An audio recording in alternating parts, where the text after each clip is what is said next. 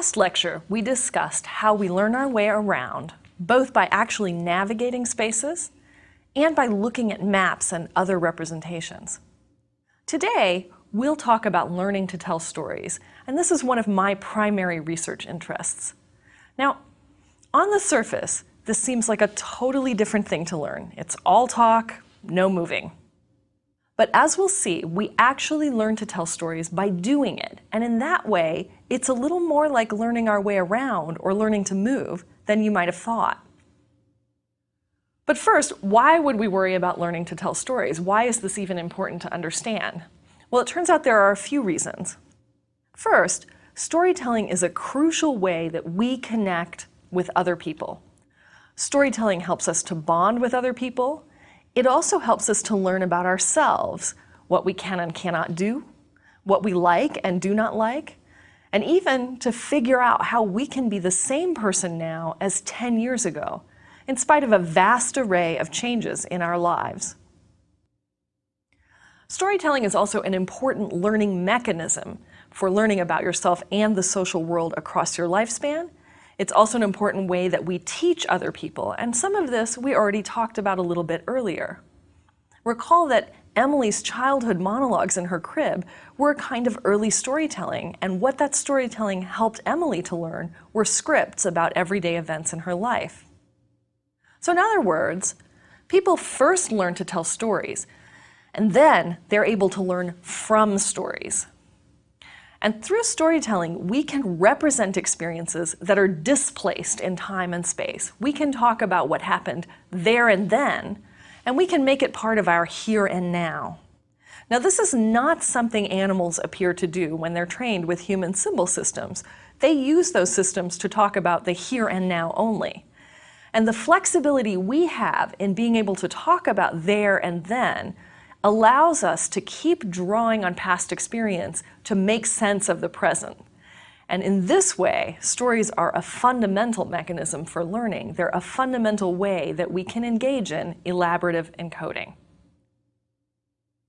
In this lecture, we'll consider how we learn to tell stories over our lifespan and how this very different task has more in common with learning to dance or navigate than you might think.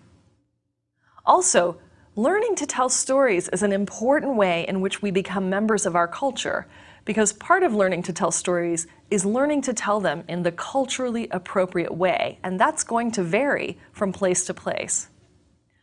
Now, to begin with, I also need to make another important note for you. We need to consider, in thinking about storytelling, what is learned by all of us. Rather than to focus on unusual or impressive storytelling abilities like those of comedians, script writers, film directors, novelists, and other people who actually make their living by telling stories. So we're going to be focusing today on what all of us learn, which is to narrate our own experiences in a way that is ordered in time, communicates the essential details of what happened in those experiences, and makes it clear enough to our audience why they should listen. Now, to do this is a complex task because the experiences we have are rich in sensory and perceptual details. They're visual, they're visceral, and they have a lot of detail. And to translate all that richness effectively into a verbal form isn't going to be an easy task. And storytelling requires adaptation to the audience, to what the audience does or does not know, which means providing enough background information but not too much, and to what the audience is interested in or not, shortening the parts of the story that the audience will find less interesting or which are known and therefore not important to highlight. Now, a good story has at least 4 features, and children learn to employ these features across childhood and even into adulthood and middle age. 2 of those features were named by Jerome Bruner as the landscape of action and the landscape of consciousness. Now, an adequate story, a decent enough story, has to communicate what happened, who was there, when and where things occurred, and so on. And this is the content that Bruner called the landscape of action. But a story that communicates only what happened isn't sufficient. So Bruner noted that a good story also conveys what he called the landscape of consciousness. A good story tells us what it felt like and it conveys the thoughts and desires and the emotions of the people involved in the event. Stories also do two additional things that we have to learn to do. They convey the way events happened in time. They don't always do so by telling events in sequential order, but they give us enough information to reconstruct that order. They also make an experience coherent and sensible and meaningful, and they do that by putting all those action and consciousness elements both in order and also presenting them in such a way that the story has a point or a larger meaning. Now, we're not born with the capability to tell stories that are good along these four features. From early childhood into adulthood, our stories get longer, and they end up conveying more of the actions and more of the landscape of consciousness as well. And I'm going to have you consider two examples, and these come from my own research in conjunction with collaborator Cecilia Wainrib, and the examples are from a 7-year-old and a 15-year-old participant in a series of studies we did. Me and Julie were laughing, and then Ariel and Jasmine, they pushed me and they're like, sorry, I didn't mean to, but it was on purpose because I saw them do it and I heard them say that, and then we were hiding so they don't hit us and hurt us, and then we got out because we forgot. Here's a second story. It's not very bad, but I think it was like a week ago. I have a friend named Lisa, and lately she's not as close of friends as we used to be, because we don't have as many classes together this year. And she was talking with me, and she came up to me in the hall, and she was acting really excited because she's one of those people that likes to, come up and say, oh, how are you doing? And give you a big hug. And she came up and she started talking with me, and I started talking with her. But then this girl came up who she's lately been becoming friends with. These two examples, even though one is only the beginning of what's a quite long and elaborated story, showcase differences in the way that children of different ages represent actions and represent consciousness. And they also show differences in how children of different ages can show you clearly in a story the order of events and can make a story meaningful and understandable, can make a story have a point. In all cases, the adolescent story has more facts, it has more of the landscape of consciousness, it is more ordered, and it also is better at conveying the larger point of the story, the meaning the story held for that adolescent. As we get into adulthood and middle age, we continue to sharpen our ability to convey the landscape of consciousness, and that landscape actually changes in its nature over time. For young kids, the landscape of consciousness is reflected in how the child felt, the emotions that were experienced, and what the child wanted, the child's desires. Now, by middle age, in adulthood, we're still talking about how we feel and what we want, but we're also talking about what an event signifies about our values and our morals. In other words, the landscape of consciousness begins to have a much more long temporal scope. It involves things that are true of us over a long time. From early childhood into adulthood, we become more sophisticated at conveying the sequence of our experiences, and at also telling our stories in ways that make a point, that have more meaning. And we even acquire the ability to tell stories with flashbacks and more complex structures. We don't have to follow a linear time order sequence anymore. And these developments in personal storytelling about our own experiences are actually mirrored by age-related changes in the ability to narrate fictional experiences as well. But these findings come from studies of age differences in how people tell stories. And what they don't really reveal is how we learn to tell those stories. How do we go from the kind of story that a 7- or 8-year-old tells to the kind of story that a 40-year-old tells? Now, some of that story is developmental. And by that, I mean particular developmental changes allow us to acquire new storytelling skills.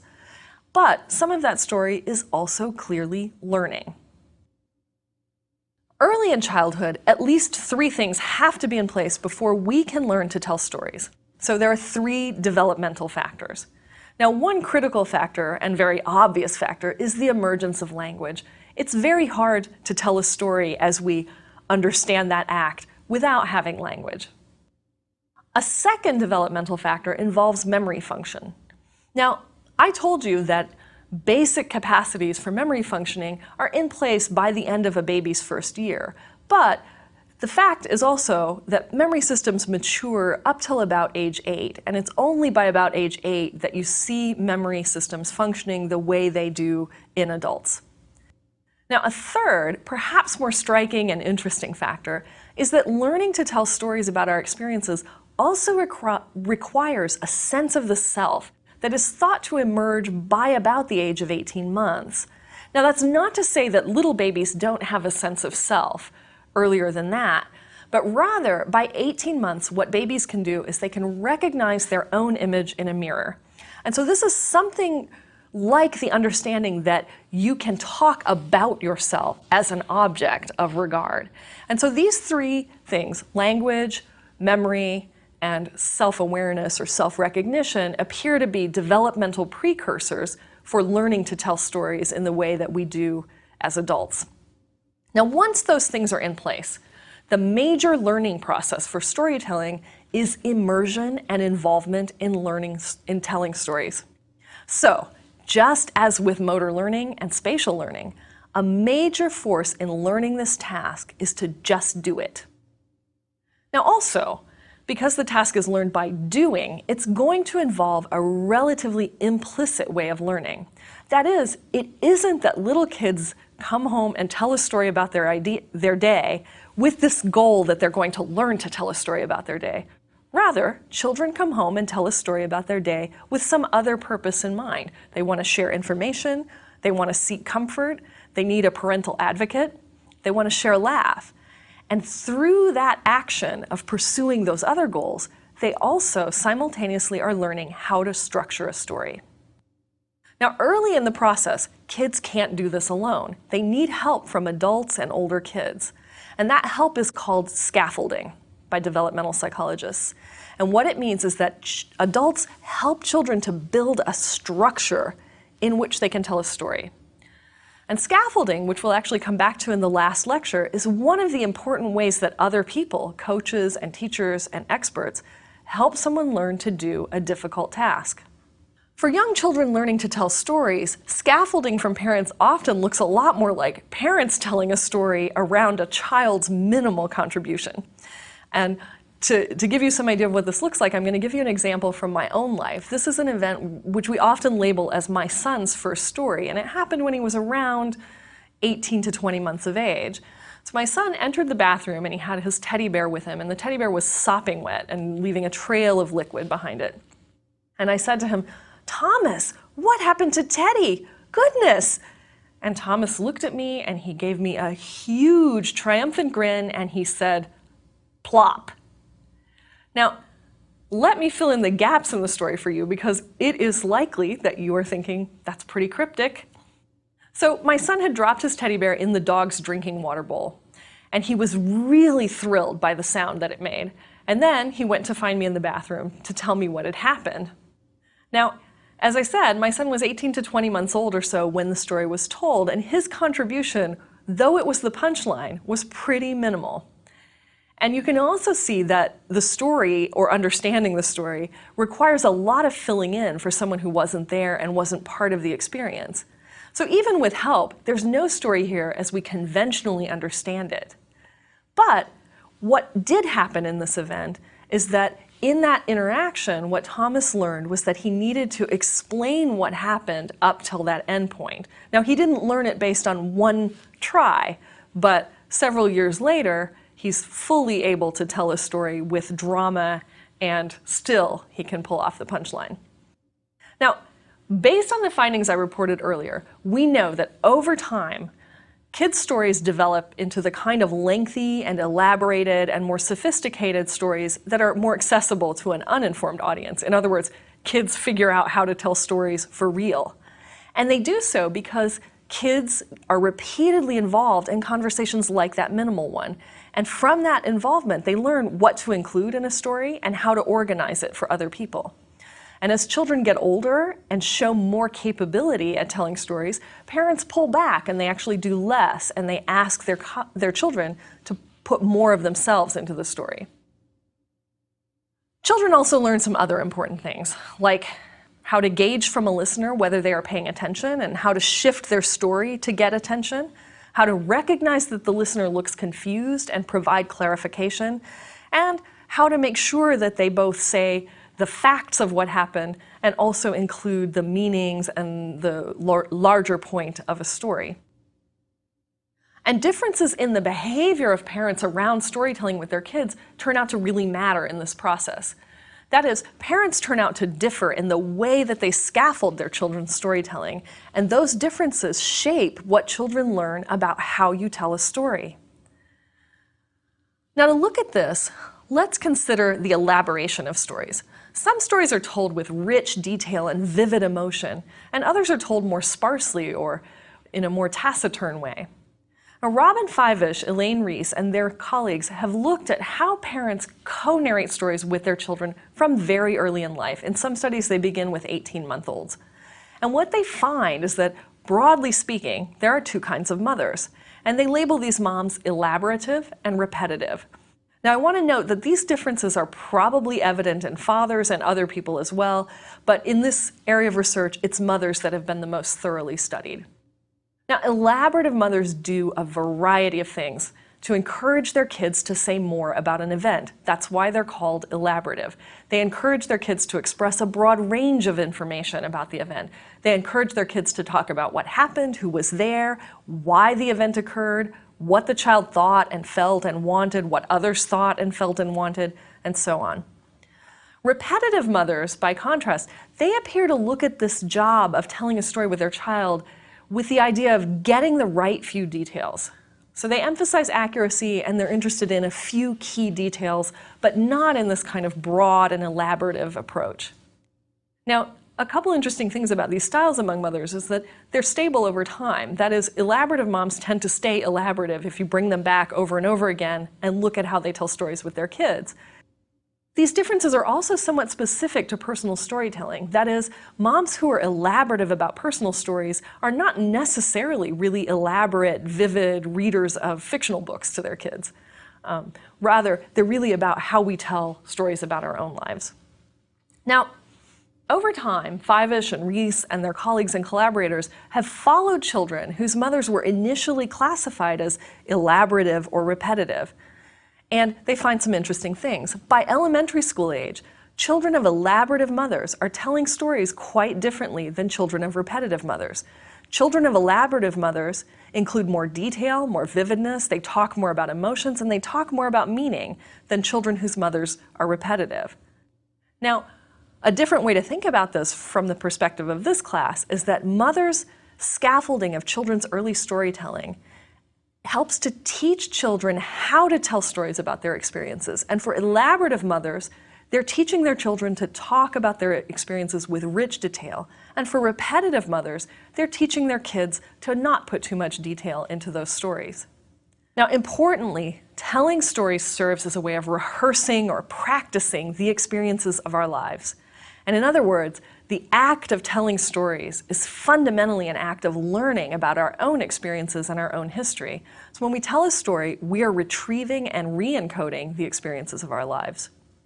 So it shouldn't surprise you that those elaborative kids may end up remembering more of their own experiences because their ways of learning those events through telling them were more elaborative. They used deeper encoding strategies to learn about their own lives.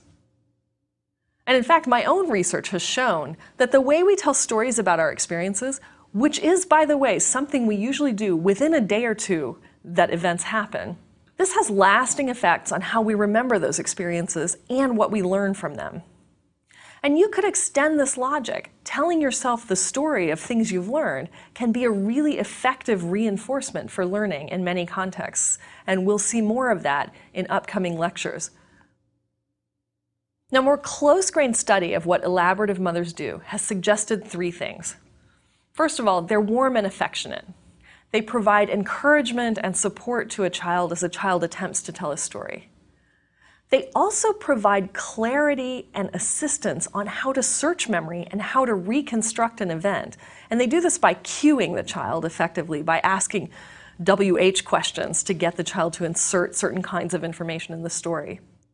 So mothers, and likely other caregivers, help children to learn how to tell personal stories early in childhood, and this process differs across mothers.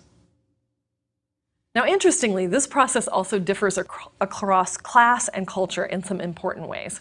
And to think about this for a moment, let's consider Chinese versus US American cultures. Within psychology, these are viewed as cultures that vary quite a bit in their relative emphasis on individual distinctiveness, which is emphasized in the United States, versus relationship obligations and duties, which is believed to be emphasized more in China. Now, Qi Wang and her colleagues wondered if these different cultural orientations might be evident in the way that parents scaffold their children's stories. More sweepingly, what Wang was wondering is, could it be that the way we learn to be Chinese or to be American is by learning to tell American or Chinese stories about our lives? To examine this possibility, Wang and her colleagues looked at mother-child storytelling about the child's experiences, and they did so in Chinese and American families. And they found some rather compelling cultural differences in the emphasis that members of these two cultures brought to personal storytelling. American mothers were focused on the child's distinctive emotional experience and events, and on getting the child to elaborate the experiences that they had. And by contrast, Chinese mothers were focused on relationships between the child and others, and on responsibilities and moral obligations. So less on lengthy and elaborative rehearsals about the way the event highlighted the child's unique characteristics. Now, when Wang and colleagues then went on to look at adults, what they found was that Chinese adults had shorter and less detailed personal memories, and they had personal memories with different themes of duties and relationships, when compared with American adults. So Wang's findings showcase how we become members of a particular culture by learning to think about and talk about our past experiences in culturally appropriate ways. Some recent proposals by Dan McAdams have focused on what he views as a characteristically American way of telling stories that he terms redemptive storytelling. In redemptive storytelling, we talk about how the bad, the negative, the traumatic, and the tragic were made good somehow by some more optimistic ending or outcome. For example, we may talk about traumatic childhoods as fostering our strength of character, or the loss of one job as opening the door to a new career path. And in general, these ways of telling stories about difficult, emotionally negative experiences look like they're very adaptive, at least in the American samples McAdams has studied. People whose stories are characterized by redemption themes also report higher levels of psychological well-being. What that means in more everyday terms is that people whose stories about negative experiences are redemptive also say they're happier, less depressed, less anxious, and that they have a stronger sense of purpose and meaning in life. People whose negative stories are also redemptive also report a greater interest in and involvement in giving back to their communities, a quality psychologists call generativity. So redemptive themes are good for the person who tells the story, and they're also maybe good for the rest of us. Now, what this has to do with learning is twofold. First, we may learn to tell stories in this way because we're exposed to redemptive storytelling in our families, as our parents ask us what we learned from a bad experience, or to consider the good qualities even our worst hours may reveal. We also learn to do this from our broader culture via fictional stories and even autobiographical accounts. It's worth noting that celebrity memoirs in the United States are often structured in a redemptive way, with trauma and deprivation and despair that are ultimately transcended by a now wiser, healed, and deeply happy narrator. But remember, we first learn to tell stories, and then we learn from the stories we tell. So as we tell stories in redemptive ways, we are learning from our experiences. Redemptive lessons, broadly speaking, tell us that what doesn't kill us makes us stronger, that what seems terrible now may bring unexpected or unforeseeable good consequences in the future, and that we can endure suffering and go on to thrive. Although the details of those lessons are unique to each event and each person telling their story, the broader message is an optimistic and reassuring one. And so it's not so surprising that people who tell redemptive stories also report greater happiness and greater well-being. Now, McAdams has argued that this way of telling stories may be peculiarly American, with other parts of the world a bit less concerned with making lemonade out of lemons. As yet, redemption themes have only been examined within American samples and mostly within adults, so some of the important research questions in this area really are about how culturally bound versus universal redemptive storytelling may be, and about how people come to tell redemptive stories or not as they grow into adulthood.